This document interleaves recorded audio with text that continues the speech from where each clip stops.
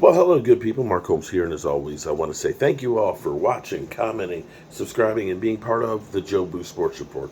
Without you guys, as well as you ladies, you know that this literally does not work.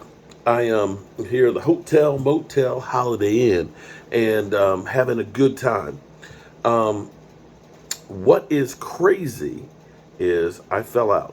I was sitting here, I had done a video because shout out to my man DMV. DMV actually was talking about the situation that we have with Cooper Rush and Dak Prescott.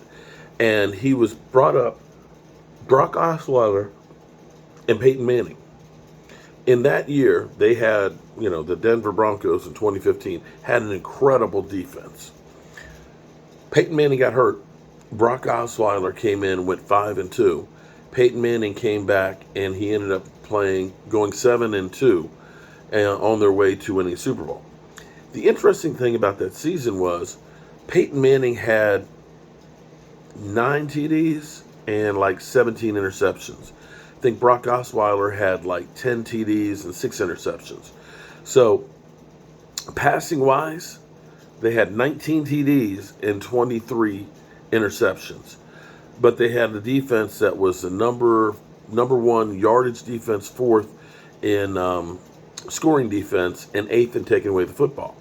They smothered teams. And if you remember that Super Bowl against Cam Newton, they destroyed Cam Newton. Cam Newton got beat down.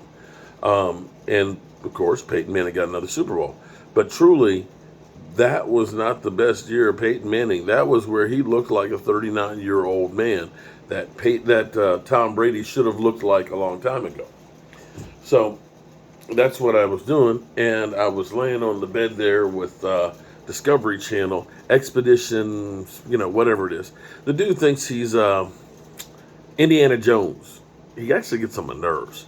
But anyway, I woke back up, and now I'm wide awake. In fact, I'm kind of wired now. Probably won't be able to go back to sleep.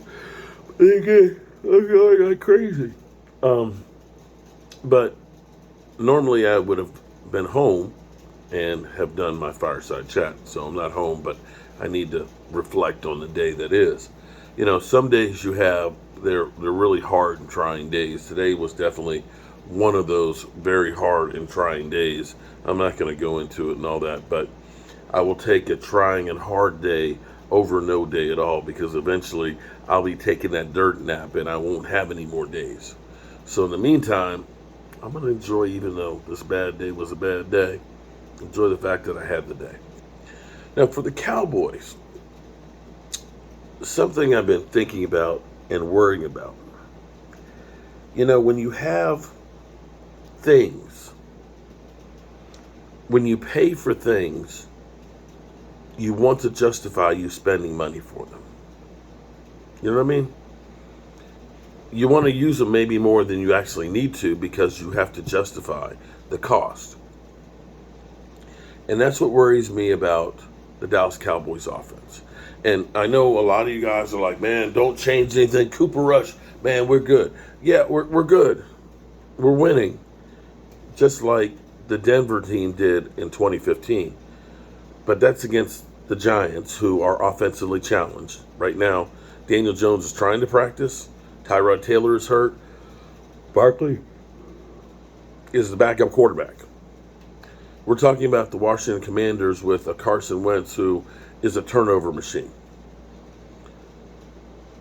When we play better teams like the Rams, like the Eagles, like the Packers, and if we make it to the playoffs, we're going to need to be able to score more than what we're doing right now. Right now, yeah, close games, Cooper Rush is fantastic. And maybe Cooper Rush will be great in the big games. But right now, the Cowboys have found their formula, much the same way they found their formula in 2014 of running the football with DeMarco Murray, because Tony Romo had a back problem and was slow to start the season. Lo and behold, we started winning running the football. And then, of course, using play action, we ended up helping Tony Romo stay upright. We ended up making easier passes for Tony Romo. We ended up feasting on the ground. And we were a catch-no-catch away from the NFC Championship game. And that's kind of like where we are now. With Dak Prescott breaking his thumb, with Cooper Rush out there, they say, okay, we can't do the same stuff that we did with Dak. We'll use more play action, more two tight end sets, more two wide receivers in the game plan. What I'm hoping is, because you can look at last year. Last year, when Michael Gallop was out, the offense was actually doing better. When Michael Gallop came back, it was like, we got CeeDee Lamb, we got Amari Cooper, we got Michael Gallup. We got to use all three of them. And that changed the winning formula that they had going forward. And you look at it, the running numbers went down. And when the running numbers go down, your winning kind of went down with it. And my hope is that Kellen Moore understands this and says, you know what? I got CeeDee Lamb. I've got Michael Gallup. And I've got, Dalton Schultz. And I've got Jake Ferguson. And uses that 12 personnel and doesn't get too pass happy. Now, that's not to say I don't want to see three wideouts out there. I do. But if it becomes the sole offense like we did the last half of the year and going into the playoffs where we're not using the tight ends, understands this. You can go back and look at the teams that are really, really good. The thing that they have right now, and I dare say the thing that's missing right now for Tom Brady is he doesn't have Gronk. Yeah, he got Kyle Rudolph. Kyle Rudolph ain't Gronk. You can look at the San Francisco 49ers with George Kittle. You can look at Kansas City with with Kelsey. Okay? The teams that are really, really good use the tight ends. The tight ends are just as important, if not more important, than the wide receivers. And that's where the Cowboys actually have some ones that are pretty good. You saw, even when Dalton Schultz wasn't in there, that we used against the Giants. Peyton Hendershot got 3 catches. Jake Ferguson got 2 catches. And these were key catches that ended up making valuable yards for the team. They were also able to be there to help block and open up holes, because ultimately you need that running game. And as good as the offensive line has been, and I pointed out the numbers, shout out to Roz, because Roz is going through and he's pulling up numbers and stuff for me. The only spot that you look at that is really, really needs some help is the left guard situation, where Matt Fornick has been about a 40 graded. Connor McGovern has been about a 45. Jason Peters has been about a 60 when he's been in, but he's only been in for like 33 plays.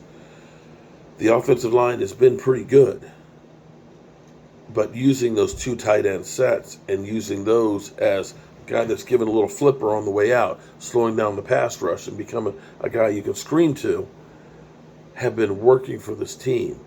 And I hope, for this team's sake, that we continue to do that and not get crazy on saying, oh, we got 3 wideouts, let's just sling the rock every play with Dak Prescott.